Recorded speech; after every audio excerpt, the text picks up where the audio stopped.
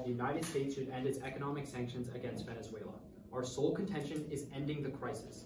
The Financial Times writes this week that Venezuela is facing one of the largest humanitarian crises in modern history, with their economy declining by 2/3 and their refugee displacement on par with Syria. They conclude the destruction shows no signs of improving through 2020. Granted, there were problems before the sanctions, but as Jeffrey Sachs of the Center of Economic Policy Research writes in 2019, every other time a Latin American country has seen a similar crisis of hyperinflation and economic collapse, the government was able to reverse the decline in an average of 4 months. While Venezuela had sufficient reserves to do the same, fixing exchange rates and restructuring the terms on their debt, Sachs finds that the United States sanctions made this stabilization practically impossible, isolating the economy and blocking any hope of recovery. The crisis will only worsen the longer we keep sanctions. As Young of the Congress on Latin America explains in August, that the United States has recently escalated to a full embargo, freezing all assets and threatening countries and companies around the world with punishment if they decide to trade with Venezuela. While publicly, officials point to vague exemptions for goods that help the Venezuelan people, Young finds that in practice, companies tend to over-comply with sanctions, steering clear when trade is technically legally allowed. Sanctions even devastate humanitarian programs that are trying to address the crisis. For example, Dobson of Edinburgh University writes in 2019 that Venezuela launched a social system to distribute basic food such as flour, cooking oil, and rice in response to the crisis brought about by U.S. sanctions. While this program has kept millions of families out of starvation, it's recently become yet another target of U.S. sanctions, which have blocked 10 out of the 12 shipping companies who used to import food. And as a result, Long quantifies that since 2018, the price of food has increased by 8,000%, to where a month's salary can only buy a single meal. The blockade extends to every single aspect of the humanitarian crisis, as Neve of the Reuters writes in 2019 that the United States sanctions routinely block payments for healthcare supplies, such as in May, when the United States froze enough assets to cover Venezuela's medical needs for 6 years. And subsequently, the Associated Press reports in 2019 that as a direct result of this medical supply shortage, over 1,500 patients have died over the past 4 months alone, a number that barely scratches the surface of Venezuela's suffering. And apart from their direct effects, Pons of Reuters in 2019 writes that sanctions increase the risk of trading with Venezuela, whose citizens depend on air and sea shipments for nearly all basic goods. For example, 2 shipping lines have added a surcharge of $1,200 per container of food or medicine that arrives in Venezuela as an indirect result of U.S. sanctions. For these reasons, Gabriel Hedlund of The Nation quantifies that the blockade has reduced the basic supply of goods by 60%. Today, Long of the Financial Times finds that following the United States' devastating sanctions, shortages of food, fuel, and medicine have broken out across the country, leaving 8 million people malnourished and starving, equivalent to the entire population of New York living without daily necessities. Long concludes that as a result of the health consequences of sanctions, millions will suffer irreversible physical damage and will be needed to be taken care of for the rest of their lives. Overall, Jeffrey Sachs of the Center of Economic and Policy Research concludes that sanctions kept Venezuela out of a permanent crisis. They quantify that since 2017, instead of the decrease in mortality that would have happened without sanctions, an additional 40,000 civilians were killed. Sachs concludes that the new sanctions, much more severe than previous ones, are a death sentence for tens of thousands of innocent Venezuelans. Pavan of World Data concludes in 2019 that poverty is decreasing in every single Latin American country except Venezuela, where if the current trend continues, the population living below $2 a day will double to 16 million people over the next decade. And as a result, to end the crisis, we're very proud to affirm. Do you mind if we see the piece of evidence that says that Latin American governments were able to reverse their economies except in Venezuela? Yep. Thank you.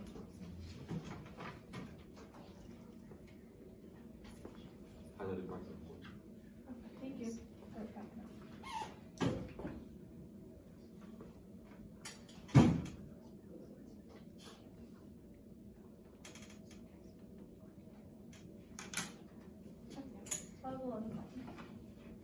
Is that the one also talking about the program that was sanctioned, or is that a different piece of evidence? I can show you that too. Yeah, please, thank you.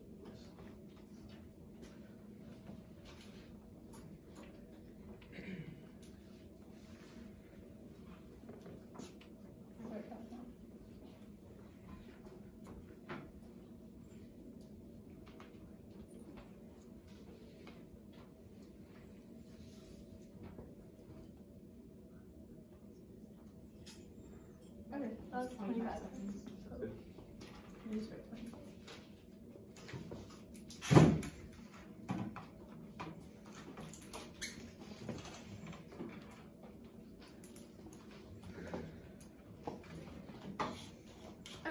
everyone ready? Great, let's begin. We negate. Observation. Maduro is conceding to the sanctions right now. The New York Times in 2019 finds that he recently allowed 24 tons of medical equipment into Venezuela, the beginning of a large-scale relief campaign intended to ease malnutrition and disease spread. However, the efficacy of sanctions is unimportant insofar as they will always be better than the alternative. With that, our sole contention is worse alternatives. Al Jazeera finds that the goal of sanctions on Venezuela is regime change. The U.S. Secretary of Treasury Mnuchin furthers that sanctions have been an effective alternative to war. Secretary of State Pompeo told reporters this year that the U.S. will continue to take steps to pressure Maduro, his regime, and those who support him until they step out of the way. However, Friedman warns that ending sanctions risks emboldening Maduro and solidifying his regime, so the only alternative would be military or covert actions. O'Rourke cautions in 2019 that the U.S. may feel compelled to escalate their actions should he become stronger because policymakers have staked their reputation against Maduro. Therefore, if the U.S. ends sanctions on Venezuela, it will lead to conflict in three ways. First is conventional U.S. military intervention. Oppenheimer finds that in Venezuela, the U.S. military can intervene to force Maduro out. CNN confirms that Pompeo and Bolton have both expressed dedication to pursuing military intervention as a means of regime change if necessary. Without sanctions as an option, the U.S. would have no choice but to turn to military. Unfortunately, Foreign Affairs finds that a U.S. military intervention would either be through precision bombing or a full-scale invasion. That's why Shrewdly finds that history shows that U.S. interventions almost always fail and cost lives. Specifically, Tierney writes in 2016 that U.S.-backed regime change in Libya did not work, the third example of failed regime change in the decade, creating more instability within the country. Second is U.S.-backed Colombian intervention. Santander finds in 2018 that Colombia's alignment with American foreign policy and Trump's support for Colombia has led to speculation about a possible military intervention. Furthermore, the U.S. has often used indirect means to influence events in South America, and Colombia plays a vital role in the current situation, both as Venezuela's closest neighbor and the most important regional U.S. ally. Colombia would be willing to engage in war, as Taro 19 writes that Venezuela's growing alliance with guerrilla armies attacking Colombia is provoking a response. Problematically, PAF finds that U.S. involvement in proxy wars have been empirically detrimental as they allow for greater resources and greater reason to forego risks around the negotiations table and pursue them on the battlefield. Thus, he concludes that U.S. intervention in a proxy war often deepens the very conflict it was intended to resolve. Third is a civil war.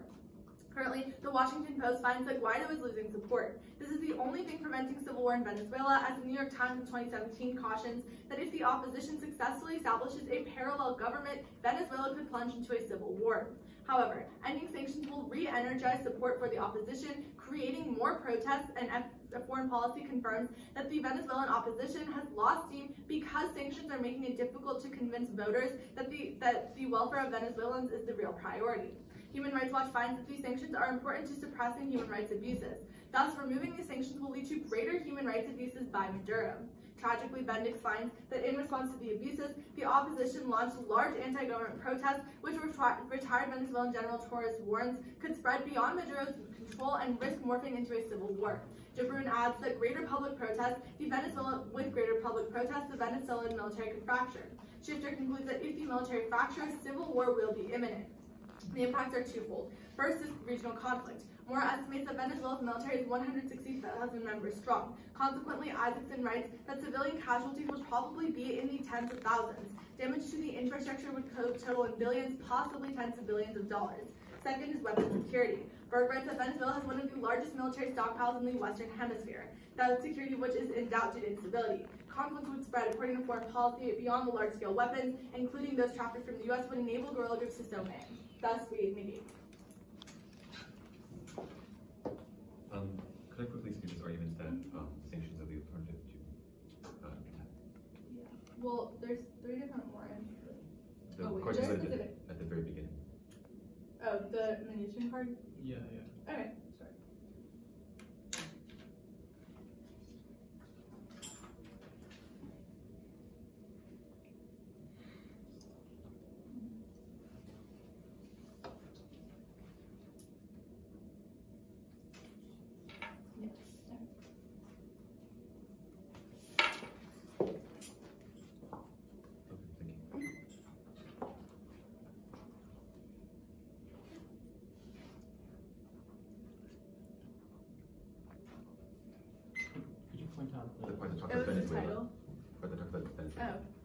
No, it's about sanctions being an alternative to war in general. Oh. And then Okay, there's yeah, gotcha. Did you have other evidence to support that? So, like, Yeah. I just want to see like the cards that say that. Do you mean all of our link cards? No, I mean the card that said just sanctions are an alternative to war. That's all of our link cards? Okay. Okay. Alright.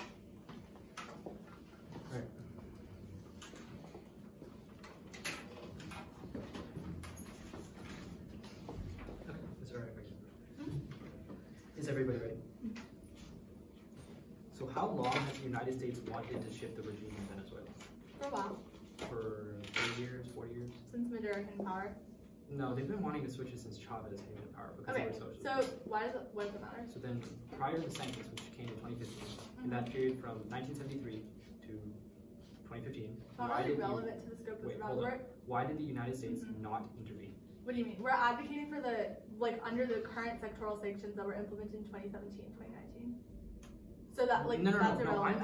I'm asking, yes, I understand what your scope is, but Okay. I'm asking historically, why Well, has the we United would say States that the never US chose to intervene? We would say that the U.S. has gained an interest with Maduro being in power because of the harms in the region. Okay, 2010, 2015 No, period of time. we're talking Why about is there? Why was under that was when Maduro, it's Maduro was in gotten power? worse. Yeah, that was when But Maduro was in power. right, so- but it's recently gotten worse, and that's why we started. Okay, why sanctioning hasn't them. it recently gotten worse? What do you mean? I mean, you read about, we would argue that the economic crisis and the humanitarian crisis has been severely exacerbated under Maduro, and that the Oh, U.S. okay, doesn't all right, really I want understand. So if we solve the economic crisis, then there's no reason for the United States to intervene. No, but we want regime change into basically Venezuela the U.S. wants Venezuela to become more democratic, essentially. The way we do that is by replacing Maduro with Guaido because the people would support him. Wait, but the United States have wanted a regime change for 30 years. So That again, doesn't why matter. Right, have they not okay, intervened? Because right now we see an opportunity to enforce democratic transition.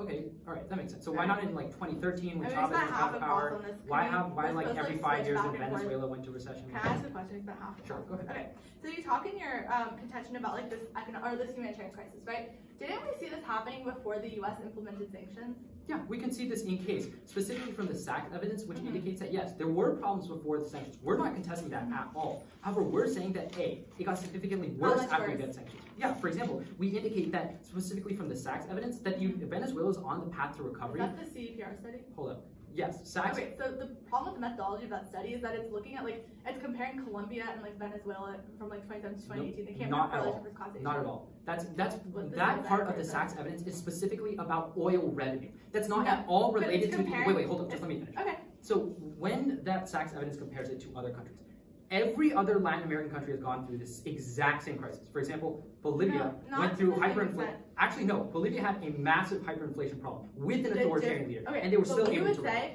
we would say that Venezuela is uniquely worse, and that the U.S. sees an opportunity to fix it. They fixed it by making their economy worse with sanctions. That makes a lot of sense. to enforce regime change. So, What do you mean? not because we're saying that the economy got a little worse because of sanctions, and not necessarily. Wait, yeah. No, Maduro, the dictator, made the economy bad so that he could stay in power. No, but you just said they were having economic problems before. Maduro's goal is to stay in power by Yes, having and we indicate funds from the for SAC's himself. evidence that he could have fixed it That's fine. in 4 months. Okay. Can we call for the SAC's evidence again? Yep. Which part of it in particular? The You 4 said it months. twice. Okay. Remember that part that I showed you? 4 months in particular? Yeah. The sentence. Oh, okay.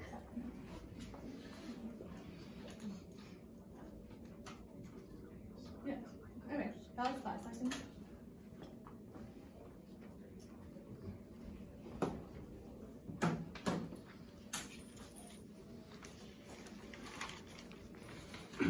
Okay. Is everyone ready? All right. Time starts now. A crisis is gripping Venezuela. Their economy is contracted by 2/3, which is why 8 million people today live in starvation. This is the world that you get when you vote for the negative. A world in which Venezuela is gripped by an economic crisis, a humanitarian crisis caused by the US blocking 60% of all basic goods to Venezuela. So, if we can win that's true, if we lift sanctions and end the crisis, you're going to be voting for us. As The Guardian writes in 2018, that the motivation for their argument is not really regime change. It's overall trying to stop the humanitarian crisis in Venezuela. Because regime change, the end goal of that is fixing the humanitarian crisis, as they themselves say in First Crossfire. So, if we can prove that ending the crisis is going to stop the U.S.'s motivation to intervene in Venezuela, we're also going to stop the hope that there would be any military intervention, because the U.S. would have no need to intervene in Venezuela if everything is going fine down there. So, however, if you continue on the current path, a current path which weakens Venezuela and destroys their economy, their state, and their people, that's going to lead to other groups seeing the possibility to take power. Because when military groups, rogue rebels, and military leaders all see the possibility that they could seize power from a weakened state, they take that action. And that's why Roth at the University of North Texas finds that after you weaken a state and decrease its power, the probability that a war occurs increases by 88 times. Which is why overall, if you want to vote for a strong state that will avoid all the impacts of their war, you're going to be voting for us. Because if we strengthen Venezuela, there's no need for war to break out. They're strong enough to deter any attack and prevent any conflict. So, there's a lot of problems with their case at the top, but I'm going to talk about really quickly. They've given you these 3 reasons why intervention is going to happen. The big problem is that they're all contingent on the conflict really happening. If we can prove the conflict won't happen in the first place, you have no reason to vote on any of their 3 arguments. So there's 3 big issues here. The first issue is the evidence that they showed us saying that sanctions are an alternative to conflict is talking not about sanctions on Venezuela, but on the EU and China. Sure, the trade war might be an alternative to conflict with China. With Venezuela, it certainly isn't. In fact, the second problem is that because there would be no real intervention in the first place. Because as Trump ran on a policy platform of ending the U.S.'s endless wars, he's pulled the U.S. troops out of Syria, out of Afghanistan. Doing it now, right before his re-election, would cause voters to see he's backtracking on his promises, one that was so fundamental to his campaign. Taking this action, as my opponents say, would only destroy him. There would be no hope of intervention. And that's especially true, because they themselves say, if Maduro gets stronger, that's when the U.S. wants to intervene. Yet as the Financial Times finds in 2020, more recent than any of their evidence, Maduro is stronger than ever. His grip on power has consolidated, as evidenced by him taking over the National Assembly, the largest democratic institution in Venezuela, before Maduro came and took it over. Which means that overall, if their arguments were true, we should have seen an intervention by now. They're clearly not, because their links are happening, their impacts are not. Finally, if their impact is true, if their arguments are true, that the U.S. really wants to invade or use proxies or cause a civil war, then this would be true also for the past 4 years. My partner points out in Crossfire, the U.S. has had sanctions on Venezuela for 4 years. We've seen none of this regime change happen, and Venezuela's government has gotten no weaker. Instead, if they have the intention to invade Venezuela, the only question is the capability, because even if the U.S. is able to invade Venezuela, we saw what happens with the U.S.'s intervention in Iraq. Even if you have a stronger military, you don't necessarily have a successful intervention. The U.S. has learned the lesson of endless wars, which is why the only way that they would intervene in a country is that they had the capability to do so. And when you weaken Venezuela's state, destroy their economy, and put their people into a permanent crisis, that's what gives the U.S. the capability to invade in the first place. They've given you all these reasons why the U.S. always wants to invade. The U.S. wants to improve its democratic standing, fix humanitarian crisis, oust Maduro. All of those are true, even if you vote for our side or theirs. The question then becomes, who stops the U.S.'s capability to intervene? Who makes sure Venezuela is strong enough to be a strong enough deterrent for a U.S., Colombia, or civil war to happen? The answer is our side. As Sprecher, the Journal of Political Science, finds in 2007, when you use sanctions, when you implement sanctions, it causes other states to become weaker, and the U.S. uses that as a pretext for intervention. They say, look at the crisis, we're going to intervene, and they can do that because they have a weaker country as a result of sanctions. As a result, they conclude that sanctions double the chance of conflict. Overall, if you want to stop a conflict, you're going to vote for fixing the crisis in the first place. That's the root cause of their impacts, and it's going to stop 8 million people from starving in Venezuela. Proud to affirm.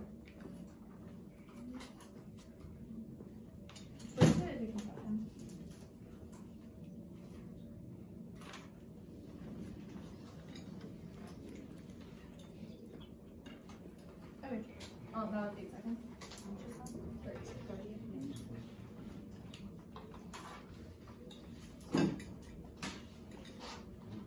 Okay.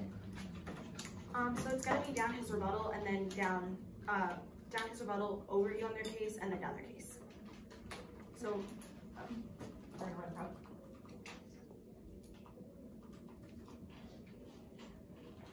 okay, that's additional 5 seconds.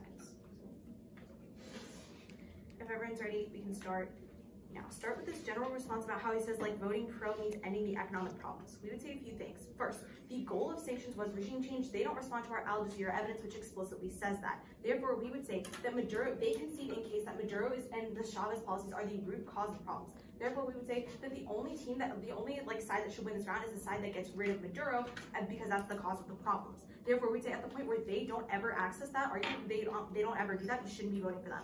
But second, we would say that it's not responsive because none of their, you can group all of their responses because none of them are actually responsive to our argument that we're extending. they're addressing the idea of like U.S. going in for intervention.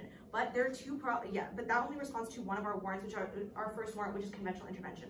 They don't respond to the fact that one, the United States has the option of indirectly backing Colombia in order to like attempt regime change, and furthermore, they don't interact with our argument about civil war, which explicitly tells you that like you're re-energizing the opposition, increasing protests, and therefore increasing the chance that a civil war breaks out, which is especially true because right now the opposition doesn't have a lot of support, but they actually start supporting Guaido more when you end the sanctions because they realize that like Maduro is the cause of the problems. That's really bad because especially because the military is currently being fractured and stopping their support of Maduro, which means that they are more incentivized to go to war because they feel that they can win. So essentially, what this means is that you can cleanly extend our second two arguments about first of all Colombia and second about on civil war and how those are the actual methods by which like the United States is going to attempt regime change.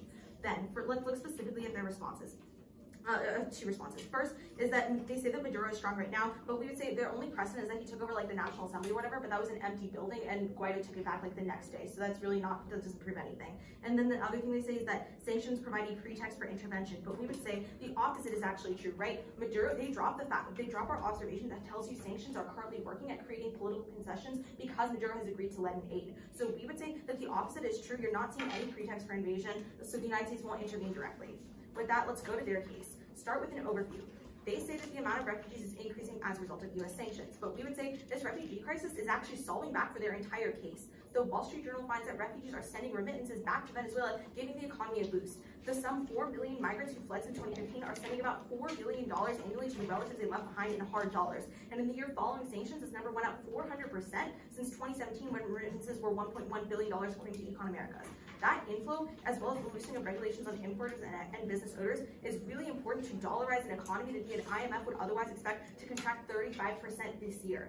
That's really important because what we tell you is that these remittances are essentially bringing back hard dollars in an otherwise really weak and overinflated economy, which means that you're actually not only is this money going directly into the hands of the people, not like corrupt elites or whatever, but it's also boosting the economy as a whole, solving back for the entirety of their case. And let's look more specifically at the sole contention of ending the crisis. First, note that their evidence concedes that there are other factors contributing to the crisis that they can't solve for. It specifically says that there are many counterfactual reasons as to why the crisis is happening. So we would say at the point where they can't ever solve for all of its other counterfactual arguments, then you shouldn't be buying the fact that they end the crisis because they don't. Let's look more specifically. The economy was failing before U.S. sanctions as they agree, and Forbes finds that it was merely because of Maduro's economic mismanagement and the Chavez policies. They can't ever get rid of that history of economic mismanagement, so we would say that the economy is going to be really weak. But furthermore, at the point where Maduro doesn't recognize like the problems, doesn't recognize the economic crisis as his fault either, they don't actually do anything to solve back that, right? What we tell you is that the only chance you have to solve is through sanctions because Maduro is currently having political concessions and currently letting it aid. So we'd say the only true way to end the crisis is to get rid of Maduro or solve back for the root of the economy, and the only side that does that is the pro. Then they talk about making trade too risky, but we'd say it wasn't sanctions that did that, it was already really risky. So so at the end of the day, their impact about 16 million in poverty over the next decade is really overblown because it's not just isolated for sanctions. So you shouldn't buy the argument. You should actually end the crisis and vote con. Real quick, should we see the evidence saying Guaido took back the National Assembly? Yeah.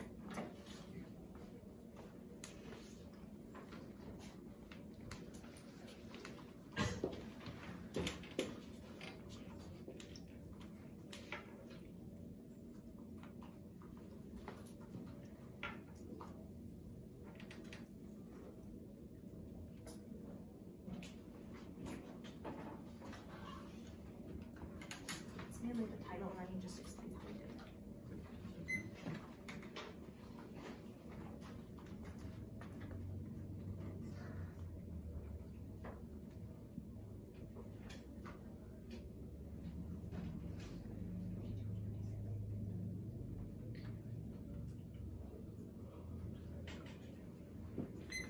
Here, this is that's about 30 seconds taken overall, leaving us with 2:30. Brief across. Yeah, 1 second. You can ask this question. Okay. Very good. Yeah. A lot of your responses to our case and yours have been contingent on this idea that this 24 million in aid is representing political concessions.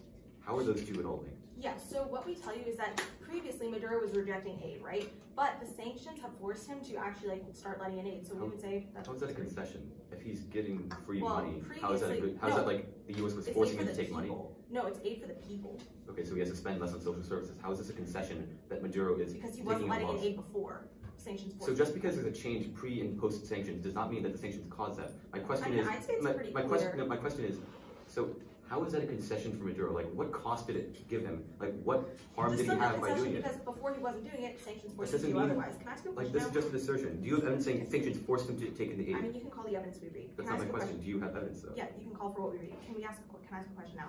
So you talk about this idea of like, about how like the United States doesn't want regime change, right? Or sorry, yeah, you read at the beginning of like your Our argument rebuttal- is more that like the point of the U.S. regime change would be to fix the humanitarian crisis, which is why our guardian evidence is more specific and quotes a U.S. official finding the overall point is to fix the That's fine. crisis. So just to clarify, in case you do concede that like there are other factors causing the crisis, right? Other factors, yes. As our SACS evidence Right. says, those other So- factors were going to be solved had we not had sanctions. That's why Wait, you where come- does it say that? It's the card that you called twice now, and I assume you're going to call it the third time, saying that the Maduro government was able to fix the economic problems just like every other country in Latin America did in an Okay. average of 4 Yeah, we're gonna months. call that, but that like specific line, because I don't think you showed us that specific Yeah. argument. So you've argued from this Al Jazeera evidence that the goal is regime change. Mhm. How do they find that out? This seems like just an assertion. Yeah, well, I mean, it's pretty clear that we argue Maduro was the cause of the crisis, so regime not change my- ends the crisis. That's not my question. My question was your evidence. How does your Yeah. evidence find that the cause was regime change? Is it like surveying U.S. officials? Is it quoting Pompeo? You can call for the evidence if you want, the methodology Do is you pretty do this? clear. No, you're. Can you like in our I case think we I point do out have that like evidence. our point is that the point of regime change is the end goal is humanitarian crisis, which is why our evidence directly Right, and we quotes tell the you U.S. the way you do officials. that is by getting rid of Maduro. You can't do that. We do. You vote pro, or sorry, con. Sorry, how do you get rid of Maduro? Yeah, well, okay. So we tell you that we're actually forcing him to make political concessions, and that's Those all are that two very matters. different things. And furthermore, well, okay, those are two arguments, right? Colombia and civil war. That gets rid of Maduro. Those are the worst alternatives. Sorry, those were the worst alternatives. So those okay, alternatives, so again, like you just we're said, we essentially- can't get rid of Maduro, but you do. No. How? So let me just clarify our argument. Essentially, the basis of our argument is that sanctions are working, and you're seeing those impacts right now. But what's really important is that first of all, all the judges can vote con comfortably, knowing that they're solving back for the crisis because of the refugee remittances. But furthermore, you can also vote con comfortably because you know you're avoiding the worst alternatives, which are the Colombia and civil war scenarios. Cool. So we tell you that you're avoiding like way more lives lost. Okay, so how exactly like are these two arguments not contingent on the U.S.'s intentions? Like if the U.S. does not intend to cause a civil war, does not intend to help a proxy war in So I Venezuela. can further explain. We don't have much time left, but what we tell you is that the United States is going to do so indirectly. Taking about 30 seconds of prep time. Minutes, so you're doing now. Sorry, could I look at your Al Jazeera evidence? And I guess I can also at the time show you the SAC evidence. Or yeah, just like the specific part that you were talking about that says that they could have solved the crisis.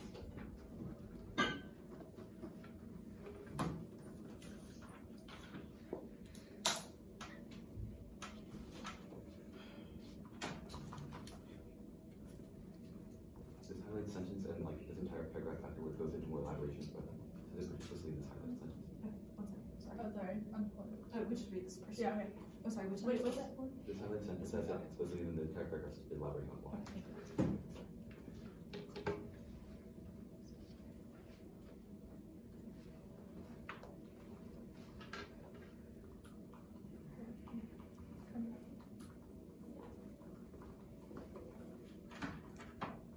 And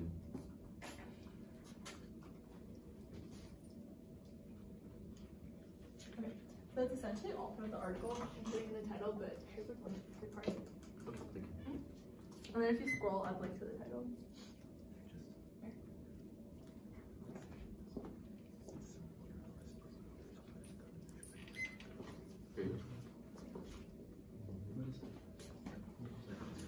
You're taking 40 seconds total, zooming now.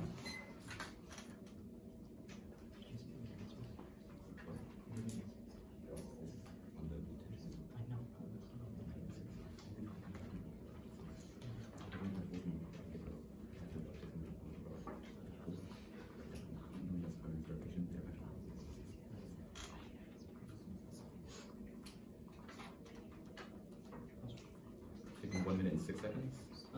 You guys talked about how in second. Wait, what was it? It was like what? It was like the U.S. sanctions specifically caused him to say yes to foreign aid? No, it's the card thing that he's accepting for it. Yeah, that's what I asked in crossing. He said call the card, so. Yeah. Here.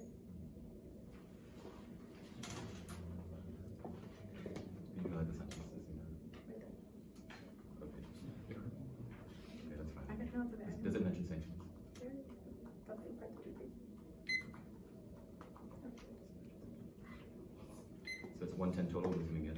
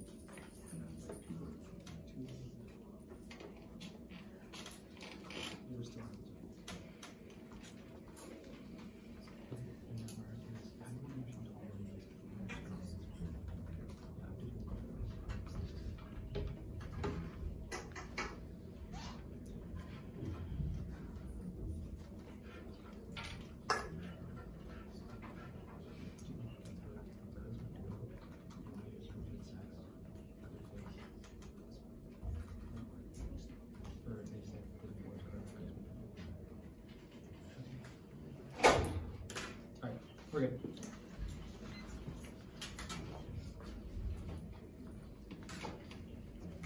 We have 13 seconds remaining. Okay.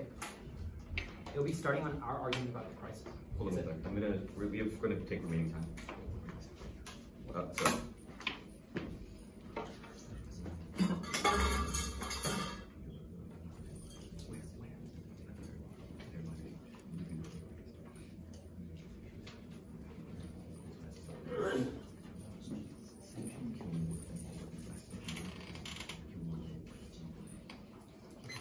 That's all the request time taken. Sorry about that. That was kind of crazy. All right. Is everybody ready? Yeah. Venezuela's economy is in crisis, with 2/3 of their economy shrinking and the United States blocking 60% of their goods. They give you a couple responses to the rebuttal. The first one is talking about remittances. The problem with remittances is that only the select few rich people that are able to move out of Venezuela are able to send back remittances in the first place because A, they're educated and they're able to make money in other countries, but B, they were rich enough to make it out of Venezuela in the first place. But we say when you're able to solve the crisis, you reduce the need for remittances in the first place and you retain the educated and rich people in Venezuela. But the second argument is that there's still a food shortage despite being 5 years of these remittances. The economy has not gotten any better. In fact, it's only gotten worse, as the Sachs evidence indicates that the crisis will only get worse in 2020. The second argument that they give you in rebuttal is that there's other factors for why the economy is declining. But we argue from the Sachs evidence that the majority of the reason why the economy is declining is because of the sanctions specifically. As the Sachs evidence says, that Maduro and Venezuela were able to solve the crisis. However, right when they were about to and they were passing policies to, the U.S. sanctions came on. That's why he includes every other Latin American country, the ones without sanctions, were able to solve the crisis on an average of only 4 months, while Maduro has been in this crisis for nearly 5 years. The last response they tell you is just because it's Maduro. But again, the Sachs evidence applies here, but at the same time, we're solving for the bulk of the crisis. The last response is that it's already risky, but we're going for the fact that the United States is directly blocking the food. This comes from the Young evidence, which says that it's a complete embargo, which is why the Dobson evidence says that even when Maduro tried to make social systems, it was completely stopped in its place because 10 out of the 12 food importers were blocked from exporting food into Venezuela because of United sanctions. That's why the Long evidence concludes that food prices jumped 8,000%, putting 8 million people into poverty, and if you continue to vote neg, you put another 8 million, and you conclude with 16 million people in poverty. You have the moral obligation to see what's happening right in front of you, and that's the thousands and millions of people that are in poverty in Venezuela.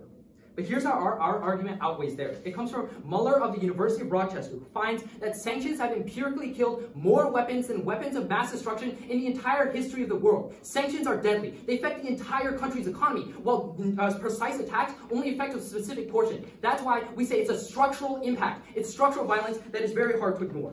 On their case, the first response they don't touch at all in the rebuttal comes from Roth, which Nathaniel reads in his rebuttal, which indicates that because when you have a weakened state, specifically from sanctions, the chance of rogue states and terrorists coming in and taking over the state and causing conflict internally goes up significantly, which is why he concludes there's an 88 times chance of war. But additionally, the Guardian evidence indicates that a U.S. official officially came out and said that the reason why they even want to intervene in the first place is because of the crisis. So, if you want to solve for the chance of intervention, you immediately solve the crisis first.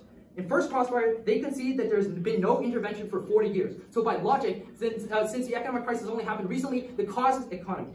And lastly, on the third link, we indicate that the chance of conflict doubles. They just assert that it's not responsive to the second or third argument. We say that war happens no matter what. That's because U.S. capability weakens Venezuela so that the sanctions are much likelier and it's a pretext for interventions. Thus, we are very proud to affirm. Alright, we're running back. Starting now. Oh, actually, wait, can we see the evidence that says only like the elites or rich people or whatever are leaving? It's warranted. It's warranted. So you have no like. I mean, you can contest it. You can contest That's the the argument. Like you can. No, I'm just asking. It's an argument. Okay, that's fine. Start back.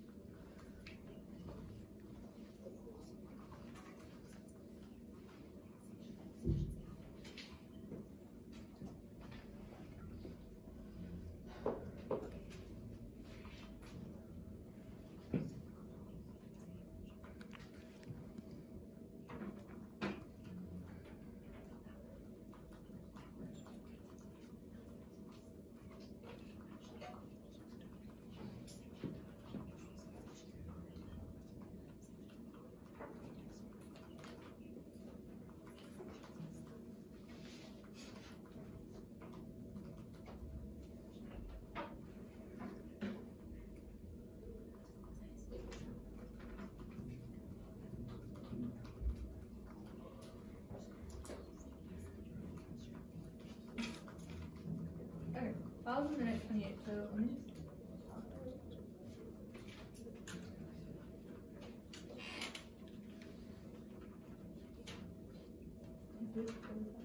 How much? 47 seconds left. How much did you just use? A minute 30, I think.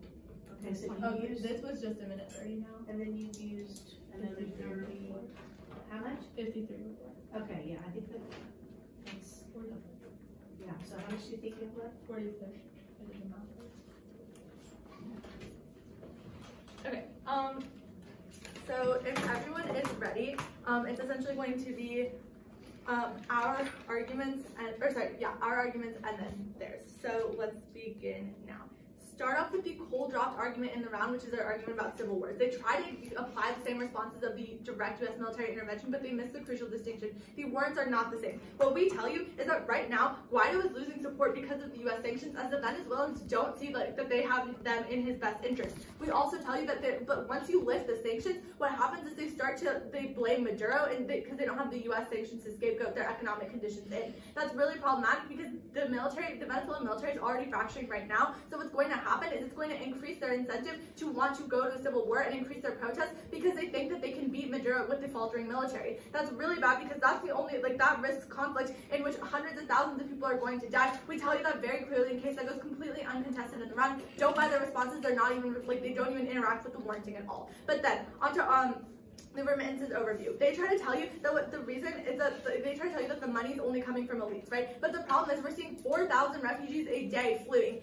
There's not that many like elite people in Venezuela that are going to do that. We see it's going to lead to 8 million people, 8 million refugees overall. That's not all elites. What we tell you is that they put $4 billion of hard currencies back into the economy, meaning that it solves for the root cause that they talk about. They talk about the economic crisis. This is the only chance of solvency because it literally solves for the root cause of the conflict or of the economy with hard dollars, not the Venezuelan currency, which is, as they tell you, is extremely hyperinflated. But then also really quickly on their arguments, basically their evidence concedes that it's other factors that are responsible for the humanitarian crisis as well. We tell you that it's literally Maduro who doesn't want to accept the aid. The U.S. is literally sending $56 million of aid to Venezuela. It's Maduro that's not letting the aid come in, but we started, or like it was, but now because of sanctions, we've seen Maduro start to accept this aid. They try to say that our evidence isn't specific to sanctions, but what we tell you is that all these people are fleeing and dying, so Maduro feels a need to at least let some aid in, and that's why just recently he started making the political concessions by letting in the 24 tons of aid from the Red Cross. We see these sanctions are literally solving their entire case right now. We also see that like the refugees are solving too, but then